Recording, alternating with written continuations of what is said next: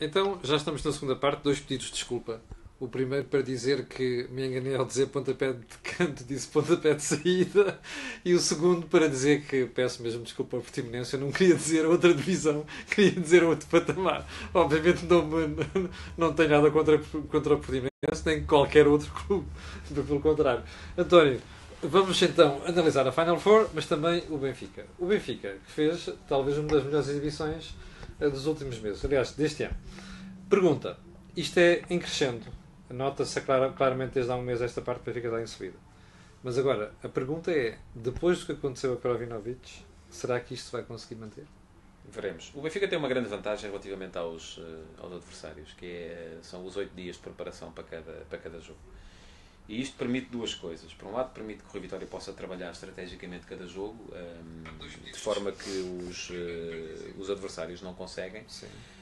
Mas permite também, por outro lado, que a equipa consiga manter uma intensidade e um ritmo que não está ao alcance, naturalmente, nem do Fogo do Porto, nem do Sporting. Porquê? Porque há uma recuperação muito mais bem conseguida e há uma capacidade para jogar sempre a 200 a hora, e foi isso que o Benfica fez no jogo este último jogo contra o Desportivo de Chaves. Sim. O que é que se viu deste Benfica? Viu-se uma pressão asfixiante à saída de bola do adversário. Uma capacidade para recuperar quase sempre a bola, nem é sequer antes do meio campo. Antes de metade do meio campo. Sim, mas que já tinha acontecido, inclusive, no Braga-Benfica. Sim, o processo é o mesmo. O adversário é que era mais fraco neste caso. Sim, claro. E o Benfica agora estava a jogar em casa, também se sente naturalmente mais confiante, mais empurrado pelo seu público. Mas aquilo que se viu, primeiro é isso. Depois, uma capacidade individual fortíssima de decisão dos jogadores que o Benfica tem a jogar na sua manobra ofensiva. Jonas, Krovinovic, Grimaldo quando chega pela esquerda, Pizzi, o próprio Fez é um jogador fundamental no comando da recuperação da bola da equipa. E isto, o próprio Servi, que está melhor nesse ponto de vista, embora seja um jogador sobretudo, tanto o Servi como o Salvi são jogadores sobretudo para manter a intensidade, e isto permite que a equipa escolha quase sempre as melhores opções quando tem a bola e acabe por criar situações de golo em catadupa. Isto poderíamos estar aqui a falar de um Benfica, então nesse caso, imparável. Não creio que seja assim. O Benfica já nos deu esta época prova de alguns jogos em que as coisas não correram bem, porque há antídotos para jogar contra este Benfica. O Rio Ave já os mostrou 2 vezes, e se na primeira vez ainda foi numa fase em que a equipa do Benfica estava pior, a segunda já foi no Benfica e podia ter perdido o primeiro jogo. Sim. Mas quando tu dizes que há antídotos, é o quê? É encurtar as linhas? Não, é sobretudo querer jogar, ser capaz de jogar, ser capaz de levar o jogo para o meio campo do adversário. O Chaves é uma equipa que se preocupa em jogar bom futebol. Acho que tirando as equipas que estão na parte de cima da tabela, Foco do Porto, Sporting, Benfica, Sporting Clube Braga e Rio Ave, o Chaves é a única equipa que neste campeonato mostrou capacidade ou vontade de querer jogar futebol positivo.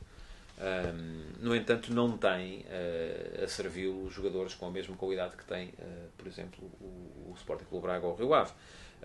E isso acaba por inibir que a equipa seja capaz de chegar lá à frente. E depois há uma outra questão que tem a ver com a influência, de facto, de Krovinovic. Krovinovic virou o futebol do Benfica este ano. A sociedade Krovinovic-Jonas tornou o corredor central do Benfica muito, muito forte. Sem Krovinovic, o Rui Vitória vai ser colocado perante uma de duas situações. Ou volta ao 4-4. Ou volta ao 4-4-2, recuando Jonas, colocando como titular Jiménez, em princípio Jiménez, ou Seferovic, mas acredito mais na hipótese Jiménez, ou acredita naquilo que já disse, que João Carvalho vê coisas que os outros não veem e faz troca por troca Krovinovic por João Carvalho. Não vai ser a mesma coisa. Porque... Então explica lá isso. Não vai ser a mesma coisa. A nação benfiquista está muito ansiosa. Se João Carvalho fosse tão bom como Krovinovic, ou melhor, era ele que jogava, não era Krovinovic. Mas podia não ter a experiência de jogo que tem Krovinovic. Pronto. A questão é que, naturalmente, vai haver um ligeiro downgrade, pelo menos nos primeiros tempos, em relação àquilo que está a render Krovinovic e aquilo que pode render João Carvalho. No entanto, eu creio que João Carvalho tem mesmo muito futebol para dar. E mesmo não sendo ele capaz, naturalmente, de dar à equipa aquilo que Krovinovic tem dado, acho que é uma opção muito, muito válida para entrar na equipa e acho que a escolha que o Rui Vitória vai ter que fazer não é fácil. Entre retomar um sistema com o qual já foi feliz, já foi bicampeão nacional, mas que esta época não estava a render. Esta época não estava também a é render. verdade que Pizzi estava em baixo e neste momento parece ter crescido. Mas mesmo pois, mas cresceu também por causa da entrada de Krovinovic. E isso, Pizzi, eu acho que continuará a crescer se tiver um outro médio para o auxiliar. Se voltar a ser Pizzi Feza, as coisas vão ficar complicadas para Pizzi outra vez. E a verdade é que depois a equipa com Jonas como segundo avançado não tem a mesma capacidade de pressão, porque Jonas não é um jogador que pressiona assim a saída de bola do adversário, não tem a intensidade defensiva, porque também já tem a idade que tem e guarda-se, do meu ponto de vista faz bem, para a parte em que pode ser decisiva e tem sido, que é fazer golos e dar à equipa qualidade ofensiva quando a equipa António, tem a bola. voltando um bocado atrás, eu recordo-me quando nós começámos a fazer este programa, mas na segunda ou terceira edição, perguntei-te se achavas que Rui Vitória tinha qualidade para ser um grande treinador. E a propósito de quê?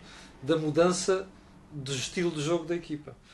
Nomeadamente, o Benfica sempre jogou em 4-4-2, era uma herança que já vinha de Jorge Jesus. Não é estilo, é sistema. Sim, sistema. E que agora era preciso reinventar aquilo. Ora, e o Rui Vitória foi buscar o 4-4-3, mudou o sistema. Mas não mudou só o sistema, mudou inclusive o estilo de jogo. Nós já vimos o suficiente para dizer que ele está a ganhar os galões, ou seja, que está a mostrar que é capaz de virar o sistema de jogo de uma equipa em pleno campeonato. É sempre impossível dizermos até que ponto é que os comportamentos de uma equipa nascem mais do coletivo ou mais do individual. Sim. Essa luta vai sempre existir. Aquilo que me parece é que um treinador não é só um fabricante de fórmulas. Ou seja, um treinador não é melhor se jogar em 4-4-2, em 4-3-3, em 3-5-2, em 4-5-1, enfim, não é por aí.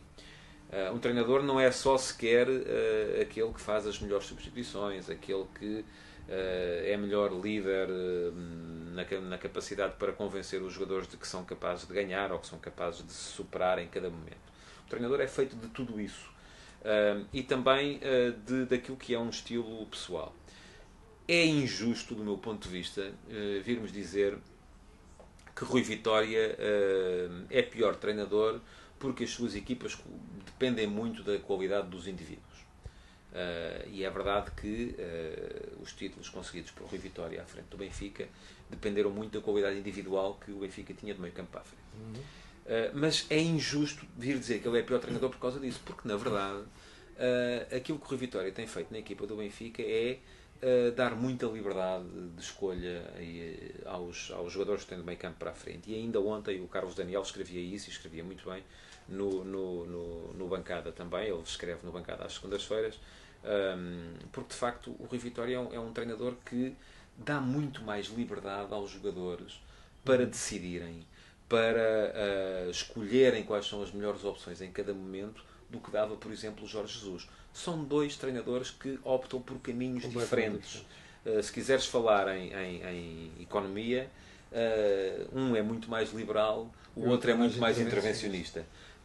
Já percebeu, não é? E isto tem a ver com... E atenção, eu sou daqueles que posso ter as minhas convicções, e não estou aqui para falar das minhas convicções, mas acredito nos méritos de qualquer das formas, não é? Porque já vimos bons treinadores em impor a sua liderança de uma forma muito mais liberal, a darem liberdade aos jogadores para decidirem tudo aquilo que acham que têm que decidir dentro do campo, como já vimos grandes equipas em que tudo estava estudado e decidido ao pormenor. Um jogador na situação X tem o comportamento Y, um jogador na situação Z tem o comportamento K. Isso é possível ganhar das duas maneiras. Quem ganhou nos últimos 2 anos foi o Rui Vitória. Foi muito com base naquilo que o individual deu à equipa, mas esse é esse o tipo de treinador que ele é. Vamos ao Final Four. Hoje temos Oliveira em Setúbal, Hoje tem que ficar tudo decidido e amanhã também. Ou seja, se não há sequer prolongamento, há penaltis se tiver o jogo empatado. Tu achas que o Oliveirense pode surpreender o Setúbal? Acho difícil. Claro que é possível. O José Conceiro ontem dizia uma coisa que me pareceu muito, muito interessante. É que este é para o Vitória de Setúbal não é ainda uma final. O Vitória de Setúbal já ganhou esta competição, já ganhou Taças de Portugal com o Carlos Carvalhal. Já ganhou a Taça de Portugal, já esteve em finais perdendo-as, portanto uma meia final para o Vitória de Setúbal não é ainda um objetivo em si. O Oliveirense nunca esteve numa final nacional, portanto o jogo de hoje vai ter para os jogadores do Oliveirense uma carga motivacional elevadíssima, que é esta já é a final do Oliveirense. Não quer dizer que depois, se conseguir ganhar hoje, não chegue à final e não tenha um grau de motivação ainda superior e não seja capaz de se impor, embora aí seja muito mais difícil, porque vai ser contra o Sporting ou contra o Porto. Mas, e sendo este jogo de hoje o jogo da vida, se calhar, de muitos daqueles jogadores da Oliveirense, vão deixar tudo em campo. Sim, é possível que aconteça. Agora parece-me difícil. Acho que o Vitória tem, apesar de tudo, uma equipa superior e uma equipa que pode perfeitamente impor a sua qualidade e conseguir chegar à final mais uma vez. O Vitória estava uma desgraça completa há pouco mais de 3 semanas e neste momento parece estar a crescer. Isso deve-se aqui? Eu acho que se deve sempre à qualidade dos jogadores e à qualidade do trabalho do treinador. Eu sou daqueles que acredito que o José Conceiro é um treinador com muito bons trabalhos muito sólidos por onde quer que tenha passado. Não é um treinador espampanante, não é um treinador que vire cabeças, mas é um treinador que impõe a solidez do seu trabalho. E que este ano, aliás, já lhe fiz algumas críticas, mas que tem a ver sobretudo com uma coisa, é o facto de sempre que ele perde, a culpa é do árbitro. E isso, francamente, não gosto de ouvir treinadores a usarem sempre essa argumentação. E não se tem ouvido tanto ultimamente porque o Vitória de Setúbal deixou de perder. Tem empatado quase sempre os jogos. Mas aquilo que me parece é que a equipa tem boas condições. Também terá havido ali alguma clarificação em termos diretivos, que pode ter ajudado, ou pelo menos chegou ao fim uma situação de grande contestação ao Presidente. E isto, embora eu acho que os jogadores não se regem por aí, acho que isto também tem um bocadinho a ver, pode vir de certa forma mexer com aquilo que é o estado de espírito, sobretudo dos adeptos. E isso acaba por se refletir na equipa, embora os jogadores não entrem em campo a pensar se o Presidente é contestado ou deixa de ser, isso não acredito que isso vai acontecer. Porto Sporting, tu já falaste sobre isso hoje na bancada.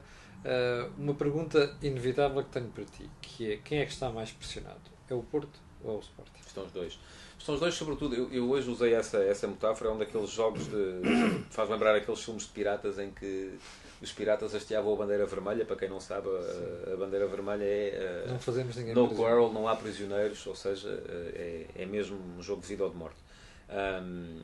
É uma taça da Liga, repara, e é uma meia final, não é sequer uma final. No entanto, aquilo que me parece é que este jogo pode, de certa forma, determinar aquilo que vai ser o resto da época, tanto para o Porto como para o Sporting. Então porquê? Porque vem aí mais 3 a seguir, não é? 2 para as meias finais da Taça de Portugal e 1 no Dragão para a Liga. E já se percebeu que com o nível a que tanto Porto como Sporting como Benfica estão neste campeonato, os jogos entre eles vão ser muito importantes na definição da classificação final. O que não vinha acontecendo nos últimos anos. Sim, não obrigatoriamente, embora na época passada o Benfica tenha estado bem nos clássicos. E agora há 2 anos não. Há 2 anos o Benfica de facto só ganhou o último nos clássicos e mesmo assim conseguiu ser campeão. Mas aquilo que me parece é que deste jogo vai sair uma equipa em superioridade mental, psíquica sobre o adversário. E isso pode ser importante.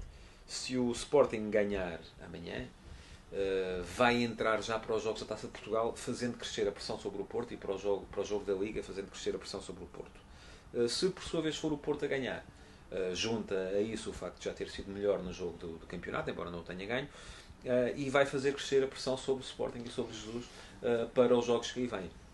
E isso pode ser muito importante na forma como vão decorrer esses jogos. Tendo em conta que tanto Porto e Sporting estão totalmente focados no campeonato, tu achas que amanhã poderão tirar um bocado de cima? Acho que não. Acho que precisamente aquilo vai ser estou a dizer vai ser mesmo a doer, e não acredito em poupanças. Acho que o Sporting vai jogar com o seu 11 mais forte, eventualmente fazer sair o Ruben Ribeiro, como já te disse, para fazer entrar a batalha para ganhar músculo no meio campo, adiantando o Bruno Fernandes. Sim. Da mesma forma que o Porto, a única alteração que me parece que vai acontecer é que eventualmente vai colocar Marega sobre a direita, sacrificando um dos dois avançados. Portanto, ele vai passar a jogar sobre a direita, saindo da equipa o Corona ou quem quer que tenha jogado sobre a direita, para entrar o Sérgio Oliveira para a zona do meio campo, para o Porto passar a ter também 3 médios. Acredito que possa jogar Casilhas, mas aí não há uma clara situação de subalternidade. A ideia de meter Sérgio Oliveira é precisamente essa, é dar mais força ao meio campo. No caso do Sérgio Oliveira é dar mais ocupação posicional ao meio campo. No caso de Batalha, ocupação posicional e músculo também. E capacidade de marcação. O empate do Sporting colocam de alguma maneira sob maior pressão do que o Porto? Sim, porque está atrás, não é? Quem está atrás tem sempre mais pressão. Embora neste caso eu acho que por um lado pressiona mais, por outro lado acaba por dar à equipa uma vontade maior de reagir. O Sérgio Conceição dizia na semana passada uma coisa muito interessante, que era há uma pressão boa, que é a pressão de ganhar. E aquilo que eu acho que se notou no Sporting em Setúbal foi muito a falta dessa pressão de ganhar, porque o Sporting já entrou para esse jogo em Setúbal devido ao adiamento de metade do Estoril Porto à frente do Porto. E então assim já deixou de ter aquela pressão de ter de ganhar para passar para a frente. E neste momento ambos têm a pressão de ganhar. Achas que os dois treinadores, pela forma como já abordaram o jogo, como já falaram do jogo, refletem aquilo que tu dizias há bocadinho, é que eles sabem que este jogo da manhã pode condicionar o resto da época? Sim, acho que sabem. Acho que não há grande segredo aí, embora também seja possível exatamente o contrário, não é? Estamos aqui a falar do futuro, não é? Repara, é possível que uma equipa que perca amanhã acabe por ganhar os jogos a seguir. O Jesus já teve uma situação destas quando era treinador do Benfica, 2013-14, teve 4 jogos com o Porto na segunda metade da época, exatamente como agora, com uma diferença. Jogou primeiro os jogos da Taça de Portugal, ganhou um, perdeu outro, mas passou à final. 2-1 na Luz. 3-1 na Luz e 1-0 com aquele gol do... e 1-0 perdeu 1-0 no Dragão. Depois, meia final da Taça da Liga, não havia ainda Final Four, empatou 0-0 no Dragão, mas ganhou nos penaltis, e até se deu ao luxo de perder o jogo de campeonato na última jornada. Exatamente. Porque já tinha sido campeão e já não precisava desse jogo para ser campeão. Mas repara, foi uma situação em que o Jesus e o Benfica até acabou por perder mais jogos do que ganhou, perdeu 2, ganhou 1, mas acabou por sair por cima em todas as competições. António Tadeia, pontapé de canto, foi a segunda parte. Já sabe, agora é só colar-se à televisão para ver o que acontece hoje no Oliveirense Setúbal e amanhã no Sporting Porto. Nós voltaremos na próxima terça-feira. E já agora, não se esqueça, ponha aí um gosto, faça partida nas redes sociais, até porque o Facebook anda a fazer das suas. Obrigado e quanto a mim, até amanhã às 8 da manhã.